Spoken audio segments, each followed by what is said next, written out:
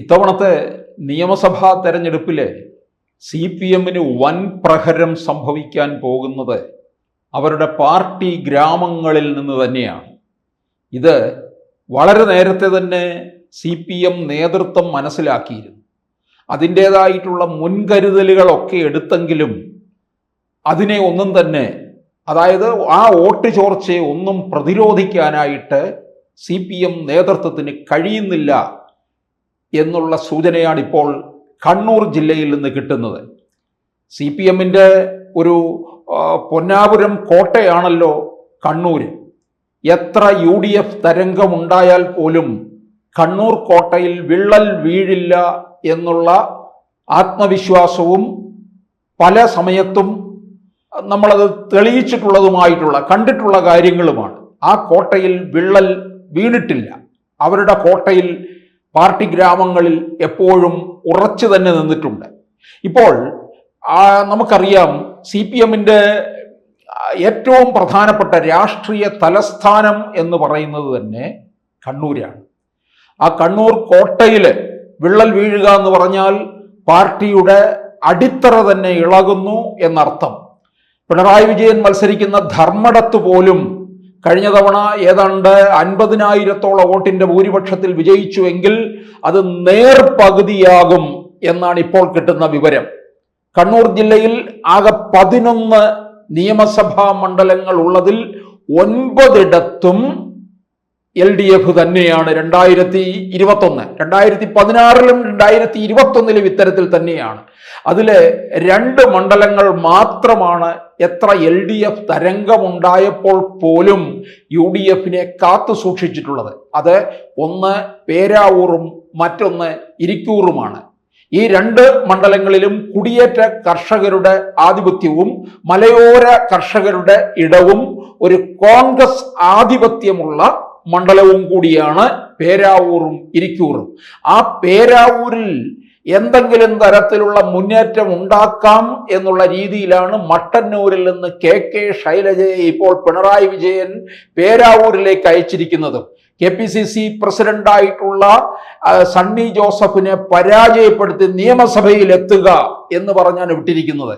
അത് നമുക്കറിയാം. KK ശൈലജയെ ഒരു നേർച്ചക്കോഴിയായിട്ടാണ് പേരാവൂരിലേക്ക് വിട്ടിരിക്കുന്നത്. അത് പല കാര്യങ്ങളും മുന്നിൽ കണ്ടാണ് പിണറായി വിജയൻ പ്രവർത്തിച്ചിരിക്കുന്നത്. ഒരു പക്ഷേ LDF-ന് അധികാരം കിട്ടിയില്ല എങ്കിൽ പ്രതിപക്ഷ സ്ഥാനത്തേക്ക് വരുമ്പോൾ ഇത് പിണറായി വിജയൻ എന്തായാലും വിജയിക്കും. പ്രതിപക്ഷ സ്ഥാനം ഏറ്റെടുക്കാനുള്ള, പ്രതിപക്ഷ നേതാവ് എന്നുള്ള സ്ഥാനം ഏറ്റെടുക്കാൻ ഒരുപക്ഷെ തയ്യാറാകത്തില്ല. അപ്പോൾ സ്വാഭാവികമായിട്ടും മരുമകനെ ഏൽപ്പിക്കണമല്ലോ. അപ്പോൾ ഈ മട്ടന്നൂരിൽ നിന്ന് വിജയിച്ചു വന്നു കഴിഞ്ഞാൽ KK ശൈലജയെ അത് ഏൽപ്പിക്കണം. അതുകൊണ്ട് തന്നെയാണ് ശൈലജയ്ക്ക് സീറ്റ് കൊടുക്കാതിരുന്നതും. ഇത്തരത്തിൽ പലരെയും ഒതുക്കിയത് 2021-ലെ നിയമസഭാ തെരഞ്ഞെടുപ്പിൽ നമ്മൾ കണ്ടിട്ടുള്ളതാണ്. അപ്പോൾ KK ശൈലജയെ ഒതുക്കി നിർത്തിയിട്ട് മരുമകനെ അവിടെ പ്രതിപക്ഷ നേതാവ് എന്നുള്ള സ്ഥാനത്തേക്ക് വാഴിക്കുക എന്നുള്ളതാണ് കണ്ടിരിക്കുന്നത്. അപ്പോൾ പേരാവൂരിലേക്ക് KK ശൈലജയെ വിട്ടിട്ടുണ്ട്. അതുപോലെ തന്നെ ഇരിക്കൂറും എല്ലാ കാലത്തും UDF-ന് അനുകൂലമായിട്ടുള്ള മണ്ഡലം തന്നെയാണ്. ആ 2 മണ്ഡലങ്ങളും നിലനിർത്തുന്നതോടൊപ്പം മറ്റ് ചില മണ്ഡലങ്ങൾ കൂടി കണ്ണൂർ കോട്ടയിൽ UDF പിടിച്ചെടുക്കും എന്നുള്ളതാണ്. എല്ലാ കാലഘട്ടത്തിലും കോൺഗ്രസിന് ആധിപത്യമുള്ള 2 മണ്ഡലമാണ് പേരാവൂറും ഇരിക്കൂറും. അവിടെ നമുക്കറിയാം ഇരിക്കൂറില് KC ജോസഫ് തന്നെ ഏതാണ്ട് 35 വർഷമാണ് തുടർച്ചയായി വിജയിച്ച് വന്നിട്ടുള്ളത്. ഇനി UDF തിരികെ പിടിക്കാൻ പോകുന്ന LDF-ന്റെ ചില സീറ്റുകളിലേക്ക് പോകാം. ഒന്ന് കണ്ണൂരിലേക്ക് തന്നെ കോൺഗ്രസ് എസിന്റെ സ്ഥാനാർത്ഥിയായിട്ട് മത്സരിക്കുന്ന മന്ത്രി കടന്നപ്പള്ളി രാമചന്ദ്രൻ ആ പാർട്ടിയിൽ അദ്ദേഹം മാത്രമേ ഉള്ളൂ. ഘടകകക്ഷികളെ സംരക്ഷിക്കണമല്ലോ, കൂടെ നിർത്തണമല്ലോ എന്നുള്ളത് കൊണ്ട് മാത്രമാണ് കടന്നപ്പള്ളിയെ വീണ്ടും ഇറക്കിയിരിക്കുന്നത്. കടന്നപ്പള്ളിക്ക് സീറ്റ് കൊടുക്കാതിരുന്നാൽ ആ പാർട്ടിയിൽ നിന്ന് വേറൊരാളില്ല. ഇപ്പോൾ തന്നെ തിരുവനന്തപുരത്ത് നോക്കിക്കേ, തിരുവനന്തപുരം സെൻട്രലിലെ ജനാധിപത്യ കേരള കോൺഗ്രസ് ആന്റണി രാജുവിന് അയോഗ്യത കോടതി കൽപ്പിച്ചിരിക്കുന്നത് കൊണ്ട് ആ പാർട്ടിയിൽ വേറൊരാളില്ല. അതുപോലെ തന്നെയാണ് കോൺഗ്രസ് എസിലും കടന്നപ്പള്ളി അല്ലാതെ വേറൊരാളില്ല. അതുകൊണ്ട് തന്നെയാണ് ഈ പ്രായാധിക്യത്തിലും കണ്ണൂരിലെ വോട്ടർമാർ കാണുന്നുണ്ട് പ്രായാധിക്യത്തിൽ നിൽക്കുന്ന ചിലരിവിടെ മത്സരിക്കുന്നുണ്ട്. കടന്നപ്പള്ളി രാമചന്ദ്രനും എലത്തൂരിൽ നിന്ന് മത്സരിക്കുന്ന വനം വകുപ്പ് മന്ത്രി ശശീന്ദ്രനും അതുപോലെ തന്നെ നേമം മണ്ഡലത്തിൽ മത്സരിക്കുന്ന ശിവൻകുട്ടിയും ഇവരുടെ അനാരോഗ്യം വോട്ടർമാർ നേരിൽ കണ്ടിരിക്കുകയാണ്. അതുകൊണ്ട് തന്നെ ഈ 3 പേരെയും പരാജയപ്പെടുത്തും എന്നുള്ളത് ഉറപ്പായ കാര്യമാണ്. കൂട്ടത്തിൽ കടന്നപ്പള്ളിയും പരാജയപ്പെടും. കടന്നപ്പള്ളി നല്ലവനാണ്, നല്ല മന്ത്രിയാണ്. പക്ഷേ അവരുടെയൊക്കെ പ്രായം നോക്കി അവർക്ക് മാറി നിൽക്കാമായിരുന്നു.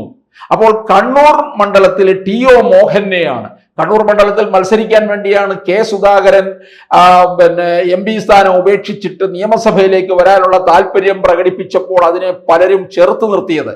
പക്ഷെ എന്തായാലും ടി.ഒ. മോഹനൻ അവിടെ നിന്ന് കണ്ണൂർ മണ്ഡലത്തിൽ നിന്ന് വിജയിക്കും.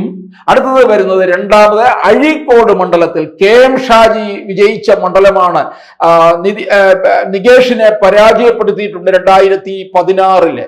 അങ്ങനെ ഇപ്പോൾ അഴീക്കോട് നിന്ന് വീണ്ടും UDF ശക്തമായ പ്രകടനമാണ് നടത്തുന്നത്. അതുപോലെ വരുന്നത് മൂന്നാമത്തെ മണ്ഡലം തളിപ്പറമ്പാണ്. ഇക്കുറി ഏറ്റവും പ്രധാനമായിട്ട് എല്ലാവരുടെയും ശ്രദ്ധ പോകുന്ന കണ്ണൂർ ജില്ലയിലെ ഒരു മണ്ഡലമാണ് തളിപ്പറമ്പ്. MP ഗോവിന്ദന്റെ CPM-ന്റെ സംസ്ഥാന സെക്രട്ടറി MP ഗോവിന്ദന്റെ മണ്ഡലമാണ്. അത് MP ഗോവിന്ദൻ ഇപ്പോൾ മത്സരിക്കുന്നില്ല, പകരം ഭാര്യ ശ്യാമളയെയാണ് ഇറക്കിയിരിക്കുന്നത്. ശ്യാമളയെ ഇറക്കിയതിന്റെ പേരിൽ തന്നെ പാർട്ടിയിലേറെ അതൃപ്തിയും പലതരത്തിലുള്ള വിയോജിപ്പുകളും ഒക്കെയുണ്ട്. അത് ശക്തമായ തിരിച്ചടി പാർട്ടിക്ക് കിട്ടും എന്നുള്ളത് ഉറപ്പാണ്. UDF-ന് എപ്പോഴും ഒരു കിട്ടാക്കനിയായി നിന്നിട്ടുള്ള ഒരു മണ്ഡലമാണ് തളിപ്പറമ്പ്. ആ തളിപ്പറമ്പ് മണ്ഡലം TK ഗോവിന്ദനിലൂടെ UDF അത് പിടിച്ചടക്കും എന്നുള്ളത് ഉറപ്പായിട്ടുള്ള കാര്യമാണ്. തളിപ്പറമ്പിൽ, കണ്ണൂർ ജില്ലയിലെ തളിപ്പറമ്പ് പിടിച്ചെടുത്തു കഴിഞ്ഞാൽ UDF-ന് അത് വലിയ അഭിമാനകരമായിട്ടുള്ള കാര്യവുമാണ്. അത് CPM-ന് ഏൽക്കുന്ന വൻ പ്രഹരമാണ്. വൻ പ്രഹരം എന്ന് പറഞ്ഞാൽ പോരാ, അതിഭീകരമായിട്ടുള്ള ഒരു പ്രഹരം തന്നെ ആയിരിക്കും. MP ഗോവിന്ദൻ 2021 20,000-ലധികം വോട്ടിന്റെ ഭൂരിപക്ഷത്തിലാണ് വിജയിച്ചു വന്നത്. ഒരുപക്ഷെ MP ഗോവിന്ദന്റെ പാർട്ടി സെക്രട്ടറി സ്ഥാനം പോലും ഇതോടുകൂടി ഒഴിയേണ്ടുന്ന ഒരവസ്ഥയിലേക്ക് മാറും. അവിടെ TK ഗോവിന്ദന്റെ വിജയവും അതുപോലെ തന്നെ ശ്യാമളയുടെ പരാജയവും സംഭവിച്ചു കഴിഞ്ഞാൽ ഭാര്യ ഭർത്താവ് എന്നുള്ള രീതിയിൽ തന്നെ പോകുന്ന ഒരു പ്രസ്ഥാനമായിട്ട് CPM മാറുന്നു എന്നുള്ളതിന്റെ തെളിവാണ് ഈ തളിപ്പറമ്പും അതുപോലെ തന്നെ ഇരിങ്ങാലക്കുട. പോളിറ്റ് ബ്യൂറോ അംഗമായ വിജയരാഘവന്റെ ഭാര്യ മന്ത്രി ബിന്ദു കൊച്ചമ്മയുമാണ് അവിടെ ഇരിങ്ങാലക്കുടയിൽ മത്സരിക്കുന്നത്. അതും ഈ തളിപ്പറമ്പിലെ പോലെ തന്നെ പരാജയം ഇരിങ്ങാലക്കുടയിലും മന്ത്രി ബിന്ദുവിന് ഉണ്ടാകും എന്നുള്ളത് ഉറപ്പായ കാര്യമാണ്. നാലാമത് വരുന്നത് കൂത്തുപറമ്പാണ്. കൂത്തുപറമ്പ് എന്ന് പറയുന്നത് CPM-ന്റെ ഒരു കോട്ട തന്നെയാണ്. 2016 KK ശൈലജയാണ് അവിടെ നിന്ന് വിജയിച്ചത്. 2021 RJD-യുടെ KP മോഹനാണ്. 2021 വരുമ്പോൾ LDF-നെ പ്രതിനിധീകരിച്ച് RJD ഘടകകക്ഷിയായ RJD-യുടെ PK പ്രവീണാണ്. ഇത്തവണ UDF-ൽ നിന്ന് ഇറങ്ങിയിരിക്കുന്നത് മുസ്ലിം ലീഗിലെ ജയന്തി രാജനാണ് മത്സരിക്കുന്നത്. ജയന്തി രാജൻ ഹൈന്ദവ വോട്ടുകളും അതുപോലെ തന്നെ മുസ്ലിം വോട്ടുകളും സമാഹരിക്കുന്നതിൽ മുന്നേറി എന്നുള്ളതാണ് എടുത്തു പറയേണ്ട കാര്യം. അത് കൂത്തുപറമ്പും LDF-ന്റെ കയ്യിൽ നിന്ന് പോകാൻ പോകുന്നു എന്നുള്ളതാണ്. അങ്ങനെ കണ്ണൂർ ജില്ലയിലെ 6 മണ്ഡലങ്ങൾ, 11 മണ്ഡലങ്ങളിൽ 6 മണ്ഡലങ്ങൾ UDF പിടിച്ചെടുക്കും. നിലവിലുള്ള പേരാവൂറും ഇരിക്കൂറും തുടരും. കൂടാതെ കണ്ണൂരും അഴീക്കോടും തളിപ്പറമ്പും കൂത്തുപറമ്പും, അങ്ങനെ 6 മണ്ഡലങ്ങൾ, 11-ൽ 6 മണ്ഡലങ്ങൾ കണ്ണൂരിൽ നിന്ന് UDF നേടും എന്നുള്ളതും ഉറപ്പാണ്. കൂടുതൽ വാർത്തകളും വിശേഷങ്ങളും നിങ്ങളിലേക്ക് എത്താൻ ABC മലയാളം സബ്സ്ക്രൈബ് ചെയ്യുക, ബെൽ ബട്ടണും അമർത്തുക.